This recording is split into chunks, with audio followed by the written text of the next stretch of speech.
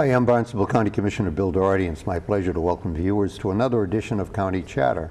County Chatter is a program that's intended to give the viewers here on Cape Cod some sense of the things that go on that have some regional impact and importance. With me today is Scott Smith, who is the Chief Scientist for an organization called Water Defense, and Laura Kelly, who is the Chief Operating Officer of, Protect Our Cape Cod Aquifer, which has the interesting acronym of POCA, or something like that.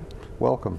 Okay. Welcome, thank you. Okay, now what I'd like to find out a little bit about is how does POCA, Protect Our Aquifer, and Water Defense get together? They seem to, be compatible, but tell me a little bit about how this all evolved. Well, it started February 24th when Mark Ruffalo, founder of Water Defense, and I spoke along with John Pratt, Executive Director at Cape Cod Community College, announcing a long-term collaboration with Cape Cod Community College to fingerprint the water. Laura attended and fingerprint the water. When you use acronyms, our folks might want to. Yeah, that's a good point. Basically, to know what is in the water on Cape Cod. Now, there can be some confusion over testing. Right now, there's a lot of great testing going on, but it's instantaneous from the top for a split second. And just to give you a brief example, it's like this is a water column here. The water column is beneath the surface above the bottom. Life exists in the water column. And right now, a lot of testing that's being done is for a split second from the surface. That gives you an indication, but you may get a non-detect for contamination because a lot of the contaminants float around in the water column and are heavier than water. And there's some testing instantaneously, maybe from the middle. But what Water Defense has developed is a new protocol for testing, and that's why we're involving the college, the state of Massachusetts, and scientists from all over the world to develop new standards. And to say it very simply, a fish doesn't swim in the water for a split second. We don't bathe in the water for a split second. So you want to test for what accumulates in that water column over time. Well, Scott, that reminds me of, in those many years ago, I did spend some time doing corrosion analysis and actually discovered that one of the things that had happened in the Southwest was that because they had a temperature that allowed for more than one growing season, they overloaded the water table through irrigation with salts from fertilizers, making the drinkable water filled with particulate matter, which made it almost undrinkable. And another effect in the Southwest was that heat exchangers, which were designed for freshwater operation, were having the guts eaten out of them. So about the amount of air conditioning they have, having the guts eaten out of them because of the amount of particulate matter, which made it very similar to a sort of a vicious aquifer, a vicious estuary, with all of that, with all of the particulate matter. Now, that was in another part of the world, but what's happening here? Well, that is a very, very good point, because it's very similar to what's happening here with natural eelgrass being destroyed, oysters and clams, and you talk to a lot of the residents, they're noticing what they knew of Cape Cod, and the pristine beauty is no longer there. And a lot of it's nothing to do with pointing fingers. It's the reality of the population density and the growth in Cape Cod. And I say it simply, oxygen, you say eutrophication, nitrogen, but it's basically oxygen depletion. Our activities with this population density are discharging into the sole source aquifer in our waterways. And Mother Nature's telling us something. With the eelgrass is designed to be Mother Nature's natural filter. When you inundate it with man-made waste for whatever reason, it's going to be destroyed. And the good news is, we're working with the college, that's great, and the local kids and the younger generation here really gets it, and it's really empowering. And the good news is, if we can what is it, 90% of solving a problem is diagnosing it. If we diagnose a problem, there's a solution.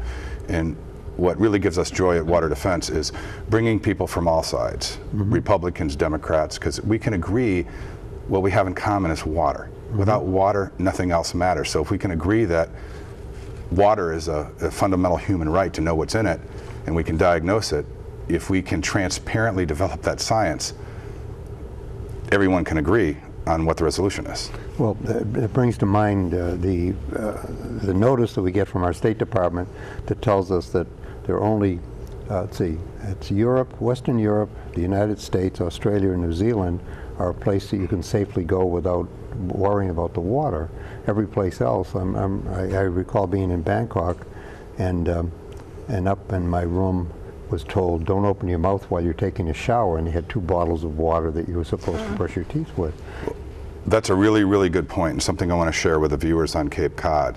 That is, you know, we're all connected by water. The point is the fracking, the drilling that spills into the Missouri River flows into the Mississippi and the Gulf. It's 7 to 10 days before whatever's dumped in any river eventually finds its way in the Gulf Stream to the eastern seaboard. And I want to make a very important point about that drinking water. In January, I was on the ground, and there was a Huffington Post live piece that aired last week with Mark Ruffalo. We went into the details, and I'd refer your viewers just to find out more and see that. But Charleston, West Virginia had a 10,000-gallon spill of a chemical called 4-methyl-cyclohexane methanol. And that's a but I want to drive this point home. Like methyl ketone? Well, and it's very, very similar. Yeah. And that spilled into the Kanawha River, which flows into the Ohio River, which, again, to drive my point home, flows into the Mississippi, into the Gulf of Mexico. But the close cousin to this chemical called MCHM is 1,4-dioxane. Just a few little oxygen molecule. So 1,4-dioxane is an issue, is a significant issue in Eastham. And at Water Defense, we got a communication from somebody today in their home. It's unfortunate. This person has spent $5,000 for testing that doesn't tell him what's in his water. And what we want to do is supplement that. Our standard testing will tell you what accumulates. Okay, we do testing up at the county, as you may know, and we set the test based upon, based upon what we're asked, pretty much. Is there something that that your government, which is me, should be asking our testing people to do? Yes, great question, and I'd love to sit down with you after the show and go through it. What I have seen from the testing, it's helpful what the county is doing. I have not seen the full gamut of semi-volatile organic compounds. Okay, well the VOCs we hope are eliminated, because that can be very toxic to people. Well, correct, but it's the SVOCs that stay around and accumulate in the water column because they're semi-volatile. I haven't seen the full gamut of testing on that, and that concerns me that the existing county testing is great, but it needs to be supplemented.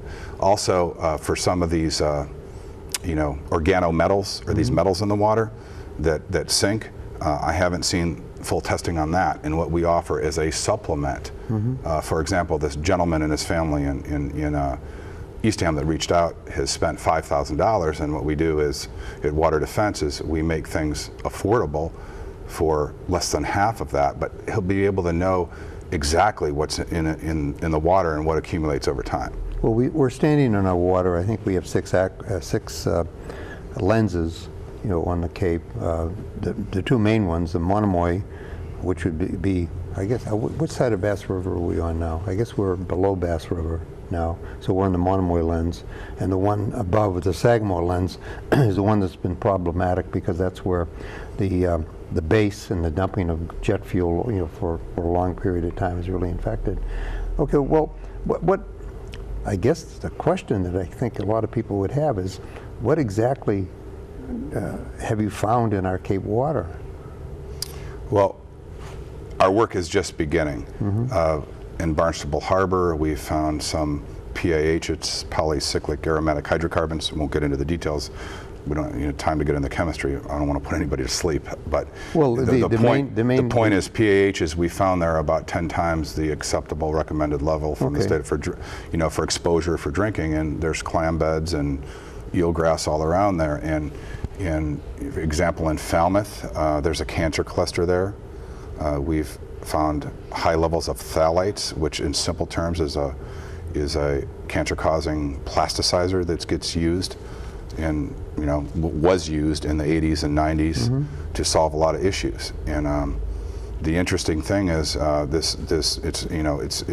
this cancer cluster, there's something in common with these 11 people, and I'm told they were all bath takers. That illustrates the water column. So if you're in the bath, just picture a bathtub again, and this is how we detect it. And if you're not in there for a split second, so it's what you're exposed. It's what you're exposed to in the entire water column. And what we have the ability to do, and we've perfected a simple bathtub test. It may sound so simple it's unbelievable, where you just fill a bathtub and you monitor for the whole water column. And again, there's still a lot more that we don't know than we know, but what we're figuring out is this test for what is accumulating over time, or what people are exposed to, whether it's the water column in your bathtub or the beach or wherever you go swimming. It's very, very important to understand that. Now, is this similar to, there's a certain amount of penosis that, that occurs because you have a buildup in your lungs of different type of particulate matter. I know that, cigarette smoke, does that, but also one of the concerns that we have about asbestos, for example, and those little microfibers that, that basically get in there and build up. Is this similar to that, is there something that we're doing now that we shouldn't be doing as far as adding to that accumulation and increasing the density? Well, again, it depends. Cape Cod, every region is different, and since February 24th, what I've realized is each local town has its own set of issues, whether it be dioxane in Eastham or what's going on with this cancer cluster in Falmouth. But it's knowing what is you're dumping down the drain. One gallon of oil, a car change, 4 quarts of oil contaminate 1 million gallons of water. So if someone's changing their oil, they may not think that it's really a problem, and they dump a gallon of oil down a drain. Whatever's in that oil is going to eventually contaminate the waterways. And that applies for a whole host of things, and including even olive oil. We eat it, we drink it, I guess, and we love it on our bread. But when you dump olive oil down the drain, I was in Costa Concordia. I worked with a Coast Guard commander in Italy, and fortunately none of the bunker fuel leaked, but 4,000 gallons of olive oil leaked. And olive oil in a sensitive ecosystem blocks the sunlight. And it impacts the eelgrass, it impacts the fish. So even olive oil in water is very damaging to the aquatic life and aquatic environment. And and this is why education is the single greatest thing we can do, because a lot of people don't understand and think it may be harmless to dump olive oil down the drain. Well, I think that that comes into the whole issue of emulsifying things in order to let's say to have them successfully integrate into another system. So usually that's done with soap. Well, emulsification eventually, and we've done a lot of work on Long Island too, breaking it down into droplets so it can be dispersed in the water column is not necessarily a solution. It just allows it to flush. And what we have to do as a society with the population density is understand that dilution is not the solution to pollution. Because of the philosophy of dilution, meaning diluting it, soap, emulsifying it, what that philosophy has done for us has impacted the dying eelgrass beds, the oysters, the clams, and the aquatic life. Well, I know that the culprit has been allegedly the increase of nitrogen discharge from let's say from site-specific septic and cesspool tanks, into riverways and things like that. Which at this point, Laura, I wonder if you had something to say about any of that. On the 208 wastewater with the Cape Cod Commission, they have a plan, and I'm a stakeholder in 4 towns, so I'm working really closely with them on that topic, and we're absolutely trying to lessen the amount of nitrogen and phosphorus going on into our waterways. It's going to be a year, time here coming up in June, and then it might take a couple more years after that to actually start implementing this plan. So it's in progress. let's see, the Cape Cod Commission is also working to lessen the amount of fertilizer on Cape Cod as well. So Our cooperative extension, to speak for the rest of the county, because the Cape Cod Commission certainly is an important Part of it. department of county government for planning and regulation, but our cooperative extension is doing an awful lot about Excellent. having a better level of understanding of reading the directions. Any of us who spent time out of college writing instruction manuals really get upset when people don't read them. well, the label's the law, technically, so that is a good place to start. And as homeowners, I think we have a responsibility, and visitors to the Cape as well. We've got to lessen our impact of, our products and realize whatever does go down our drains and sinks, showers, or whatever we put on our land, ultimately we will be consuming one way, shape, form, or other. So how can we every single day think of what we can do to prolong the inevitable? We don't want to hit that tipping point where we can't drink our water here. We don't have a quarry. We don't have pipes shipping water in, and anything like that. We've got to actually do more than protect our drinking water, but preserve it. And that's why I really am glad to meet Water Defense, because they will take our, dreams of protecting things and actually find answers so we can create a solution. Now, is that one of the answers that you have in your hand? Well, this is something Scott has invented. It's called Opflex, and he thought of lungs, right? Is that? Yes, tell that's us correct. the story. Basically, a pair of human lungs has the surface area of a half a tennis court, which is about 900 square feet. It's very impressive. So sometimes mimicking Mother Nature is the best way to solve a problem. Yeah, I think that's how we got Velcro. Exactly. Yeah. Well, in the day and age of Facebook and extending people's lives, practically curing cancer, instant communications, it's almost unbelievable that no technology to either test the water or remediate it has been adopted in the last 4 years. So in simple terms, this is mimicked after the human lungs in this open cell structure.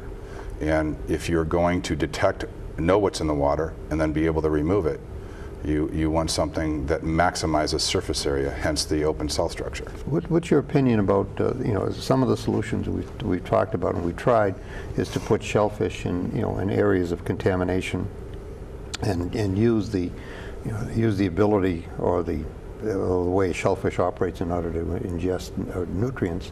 They also pick up everything else that's in the water. I think it's a great idea, but shellfish are natural filtering systems, but if you inundate them with man-made contamination for whatever reason, you're giving them more than they can handle.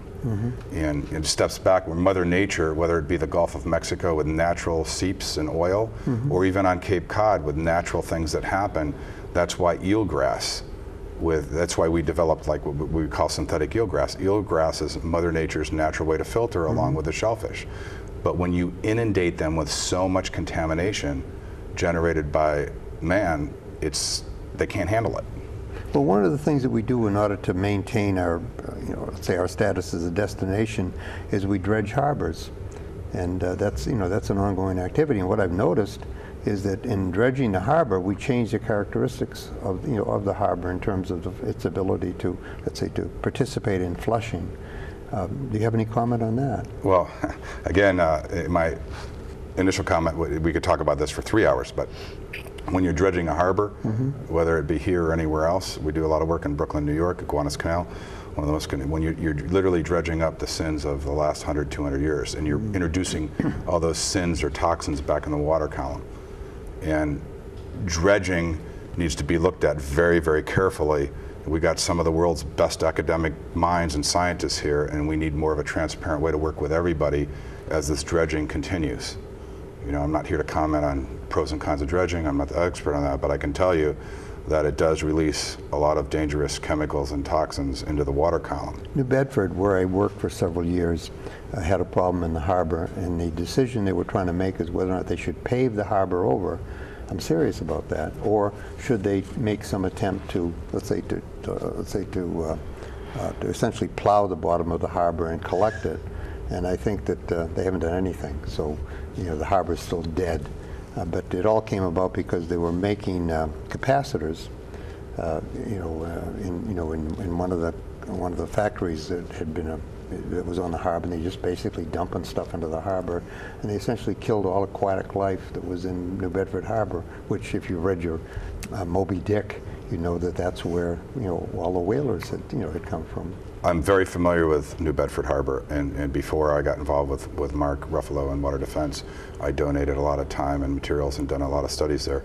And New Bedford is so, you go into these places, it has such an incredible history. It was a beautiful, pristine place back in the 1800s.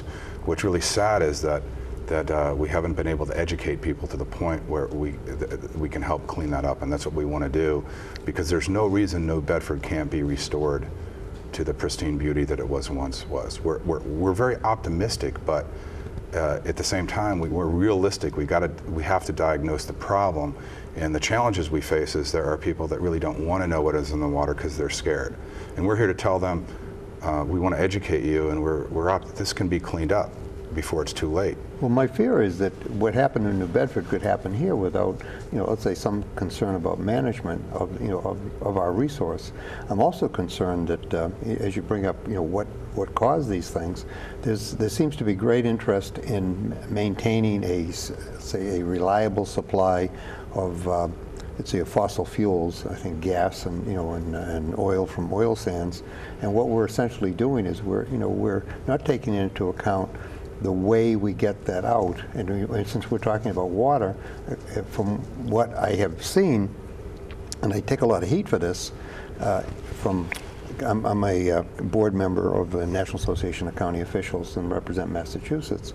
And of course I get told, you don't have that problem, you don't understand that problem in Massachusetts because you got no oil. But I said, I understand that I have a responsibility of looking at the water that you're using, that you add God knows what to in order to extract this fossil fuel. Does that make it? Is it that important enough in order to, let's say, to heat or to drive a vehicle? Because we lose that water. It just goes into a pocket someplace, so it isn't part of the recycling. Now, is that something that we should be concerned with here in Cape Cod? It's incredible that you brought this point up before we started the interview, and I keep doing what you're doing because it's very important. Because when you're told that you live on Cape Cod, it doesn't affect you. Well, we're all connected by water, and all this fracking in the Missouri River. At waterdefense.org, we have videos. I've been to the Bakken fields. In 7 to 10 days, anything that spills into the waterway affects Cape Cod via the Gulf Stream. And that's true. Yeah, it is. So you need to keep bringing this up, and the issue is Mother Nature has an interesting way, whether it's natural eelgrass or the cap rock. Now, I can tell you about the fracking in North Dakota. We're breaking the cap rock, designed by Mother Nature to protect, and you're going 3,000 to 11,000 feet beneath the surface. And the water that is being used to go down there is like holy water compared to what's coming out of the ground. This is why we're focused on education. That water that's coming, the produced water and the oil coming out of the ground, it contains unprecedented levels of clear, colorless, and sometimes odorless chemicals, toluene, benzene, and that's why you see all these rail explosions, all these train explosions in the Bakken oil. And what we're calling for is transparent standards to understand what is in this and to classify things properly. Now, Cape Cod needs to care because there's proposals out there to start shipping this highly volatile, explosive Bakken oil. And you're going to ship out of the port of Boston. God. So these are like, and I spent a lot of time at Loch Megantic last year, and why does Cape Cod care? Here's why they should care. About 50 people lost their lives, and that explosion that occurred incinerated humans like Hiroshima. There's no reason when conventional crude oil, like Beverly Hillbillies, Jed Clampett, that doesn't explode when you ship it. And when I saw that on Loch Megantic, I went up there to donate my time, materials, and help. And then I went out and pumped my own oil out of the ground in the Bakken Shale. And that's when I learned, I was like, wow, I may be a resident of Cape Cod, but the Missouri River is right there. Look at all this stuff spilling. And then the whole connection thing. So Well, people, I think, have to understand, and I hope they do, that the Missouri and the Mississippi River are a continuous waterway. And one is connected to the other. And of course, the Mississippi takes with it everything from Iowa and of course the Missouri River all the way down to the Gulf. And of course, you mentioned that, you know, we are very concerned with the Gulf Stream, because the Gulf Stream is what comes and keeps the water warm on the Cape, as opposed to in Plymouth where it's cold, and then goes and hits Nova Scotia where it's warm again, and then goes to Europe. So yeah, I'd never made that connection before. that's why these baseline readings for the whole water column are so critical, so we understand what's in the water on Cape Cod, and regularly, and there's great other nonprofits that we're reaching out to that we want to work with and work in conjunction with the water testing they're doing. What we're here to do is to educate and make more data available for the full gamut of SVOCs, VOCs, and, you know, organometals. Now, Okay, so people understand, VOC stands for volatile organic compounds, and what's SOE? Semi-volatile organic compounds. Okay. The SVOCs hang around and cause issues. The VOCs are volatile and dissipate into the air. They're still dangerous. And then the organometals, the metal compounds that go with all this oil and things that are going on, are endocrine disruptors and cause a whole host of health issues. So we have all of these things to face. So far, we haven't really, what I would say, you know, let's see, been concerned with what the affect is, and unfortunately, this time goes on pretty quickly. So at this point, we only got a couple of minutes left. What would be the takeaway you would want people on the Cape to have? I'll say really quickly, this is a neat product because it is able to absorb oil and repel water, and it is recyclable, so it lasts a long time. So you're suggesting that people should be using that? Well, it's readily available and possible, you know, for fire stations and things like that, where, you know, oils and metals are needed for sure. And there was an article in the Cape Cod Times, I think, about this. In my view, yeah. Yes. Did you co-author that article? Mark Ruffalo and I wrote an op-ed piece in the Cape Cod Times that was printed last Thursday, talking there's hope for all of this. And funding is what's needed for water defense, so they can come to the Cape and do more testing. You know, the more funding they're given, the more that they can do. They're here, actually Cape Cod's in your mission statement, right? That's correct. To work with the Cape Cod Community College, that level of age group, so they could set up monitoring systems and through time be able to see change. Well, the new president of Cape Cod Community College comes from the Chesapeake Bay area, so he certainly had some direct experience down at I think it was at Harford County. I lived in Harford County, so I sort of was familiar with that area. So Dr. Cox certainly would be aware of this, and I'm certainly that was something he doesn't want to see here. Because one of the problems that I recall in the Chesapeake Bay area was they were afraid to go up to Susquehanna River where the contribution was being made. They were just basically looking at the outcome. So you don't, it's like fixing the tire but not fixing the spike that comes out of your toe thing that's causing the car to be flat. Okay, so at the end of the day, if somebody wanted to get a hold of Water Defense and be on your team, what would they do? How would they get a hold of you? Send me an email, smith@waterdefense.org. Well, that's simple enough. Everybody knows how to spell Smith. And Laura, and what would you want to see as far as people getting a hold of you to protect Cape Cod Aquifer? Yep, that's it. POCCA@gmail.com. So that's right. POCCA. POCCA@gmail.com. Cape Cod. POCCA Cape Cod @gmail.com. Okay, POCCA Cape Cod. Okay. Thank you. We'll get that. We get that all together. Well, these things tend to go more quickly than you can imagine. I think we've covered a lot of ground, and I think that you've brought you've made a legitimate case for the concerns that we should all have for everything that goes on with regard to water, because we all are, as you say, we connected with it.